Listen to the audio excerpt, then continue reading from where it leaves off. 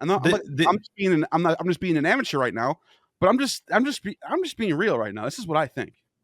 Oh, this is amateur hour, 100%. Like, but because like we're not experts, but right. But this should, hopefully this makes someone mad enough that they do some real like a history story and comes and corrects this. Show me that Israel was a thing back then. But something I want to I know we're talking about pagan, pagan Christianity, pagan myths of the Bible, but something that like is so clear as day to me when you look at this like graph that I made, and this is part of the reason why I made it, is like think about how long 600 years is, but think about how long thousands of years is. And if you go up to you can't wrap your head around it. You can't. We have like the Kesh Temple hymn in 2600 BCE. Like what? Like why are other faiths, other religions, other like ideas being written down way before the Bible? Like why is that the case? Like that seems like a weird way for God to kind of flex his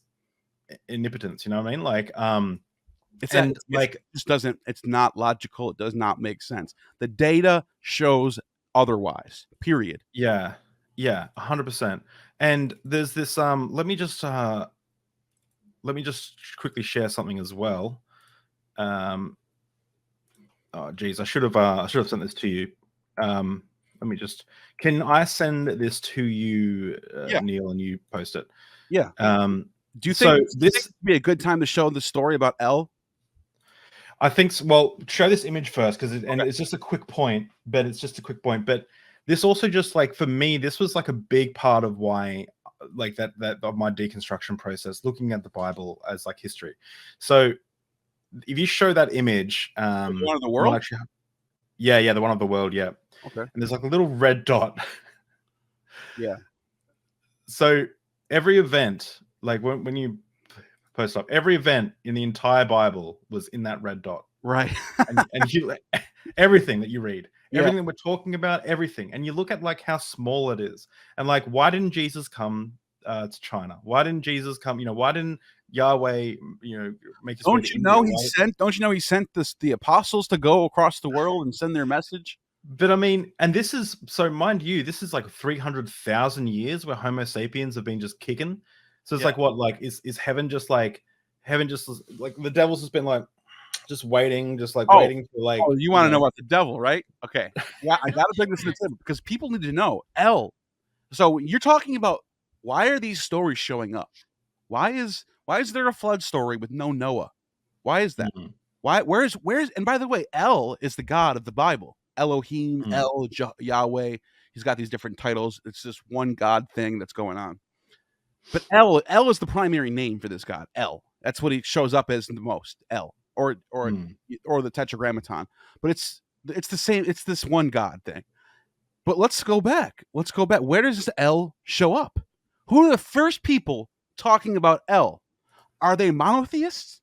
Are they like Moses and Abraham? Are they dedicated to the law? Do they have a temple? Are they doing what are they doing? Oh, it turns out El and Yahweh are two different deities, and Yahweh is the son of El.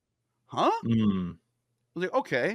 All right, then let's play this game for a second. Maybe El is the high God, and Yahweh was like some messenger, and then maybe maybe later on they realized it's the same thing. But I found a text that really is interesting. And this is from Michael Coogan's Stories from Ancient Canaan. And speaking of the devil, the reason why I brought this up, you talk about the devil. You got to see. I'm just going to read this text to you guys. And if I haven't, this is be fresh for me as well. Like this is me going, I don't know about this. So El, actually, I'll read the first part that's not on the screen to lead up to this part.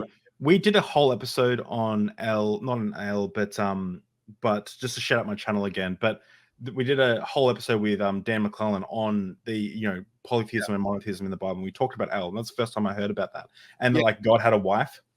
Right. So El's having this drinking party.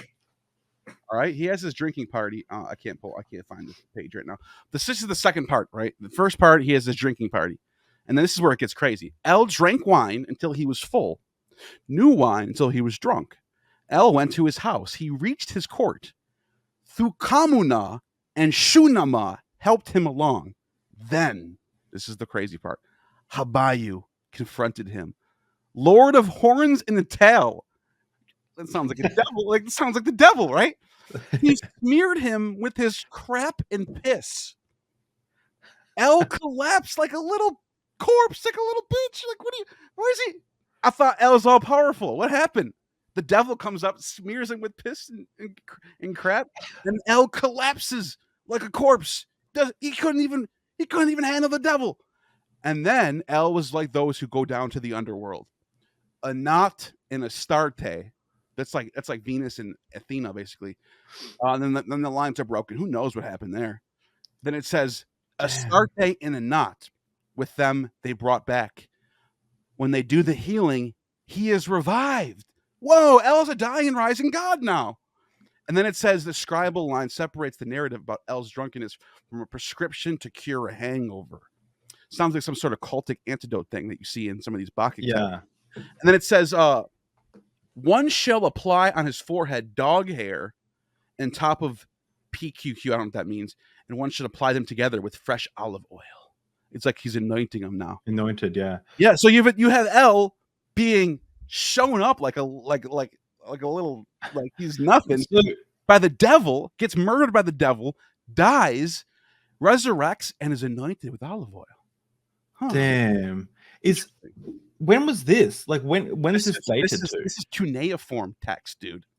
This is before alphabets. This is cuneiform tablets. This is Ugaritic stuff. But this is from the same region of the world. This is from Canaan. That's so. This is the precursor to the Judaism. I wonder if we need Dan McClellan to. We need. I would love. All right, let's see it. That's a good idea. I should get him on to ask him about these texts right here. Like, what is going on here? Yeah, I think so. I did this with Dr. Mott, and we had that video has like 90,000 views or something like that. It was so good. He was talking about how there's an Adam and Eve rib story with what